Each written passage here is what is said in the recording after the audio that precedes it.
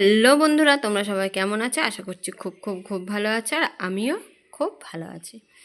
তোমাদের সকলকে জানাই গুড আফটারনুন। চলে এসেছি আজকে আরও একটি লাঞ্চ থালি। আজকের লাঞ্চ থালিটা একদম একদম একদম সিম্পল একটা খাবার।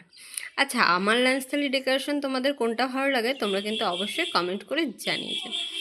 আর আজকের লাঞ্চ থালিতে দেখো একদম সিম্পল সিম্পল, একদমই সিম্পল খাবার। আচ্ছা, এরকম সিম্পল খাবার তোমরা কে কে খাও?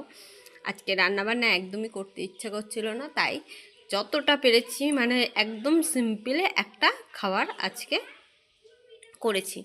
ভালো লাগছিল না সেই জন্য। চলো, রয়েছে সবার প্রথমেই গরম গরম সাদা ভাত, তার সাথে একটা কাগজি লেবু। দেখো আজকে ভাতটা কেমন ডিজাইন হয়ে গেছে না বলো? বেশ দারুণ একটা ডিজাইন হয়ে গেছে। যাই হোক, ভাতটা এভাবে নিতে গেছি, যখনই লেবুটা রাখতে গেছি তখনই দেখলাম ভাতটা এরকম সুন্দর একটা ডিজাইন হয়ে গেছে। আর এর সাথে রয়েছে দেখো আজকে লাল লাল ঝাল ঝাল চিকেন কষা। আজকে চিকেনটা যে কাঁচা লঙ্কা দিয়ে রান্না করেছি কেউ বলবে বলো?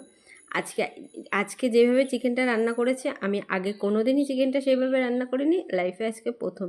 ওই আদা পেঁয়াজ রসুন কাঁচা লঙ্কা সব কিছুই আগে তেলে ভেজে নিয়ে, গোটা গোটা তেলে ভেজে নিয়ে তারপরে সেটাকে পেস্ট করে তারপরে তাই রান্নাটা করেছি। আচ্ছা, তোমরা কি এইভাবেই রান্না করো নাকি এমনি কাঁচাটাই পেস্ট করে নিয়ে তারপরে রান্না করো? আমি এরকম প্রথম রান্না করেছি, আর সত্যি কথা বলতে খেতে কিন্তু বেশ সুন্দর হয়েছে, একদম অসাধারণ খেতে হয়েছে, একদম সত্যি কথা। তোমরা যদি এভাবে রান্না না করে থাকো, একদিন এভাবে রান্না করো, আমি ইউটিউব দেখেই করেছি, একদিন এভাবে রান্না করো, দেখো খেতে কিন্তু বেশ ভালোই লাগবে।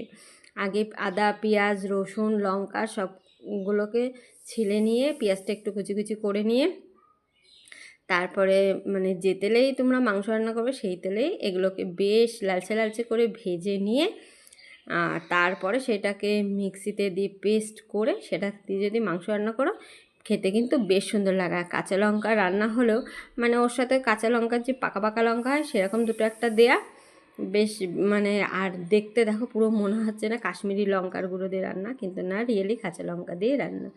যাই হোক, আজকে স্রেফ মাংস ভাত আর শেষ পাতে একটুখানি মিষ্টি দই। দেখো আজকে এইভাবে দই নিয়ে এসছে, তাই দইটা নিয়েই বসে গেছে। স্রেফ মিষ্টি দই আজকে, তাছাড়া আজকে আমার লাঞ্চ থালিতে আর কোনো কিছুই নেই, একদম সিম্পল রান্না।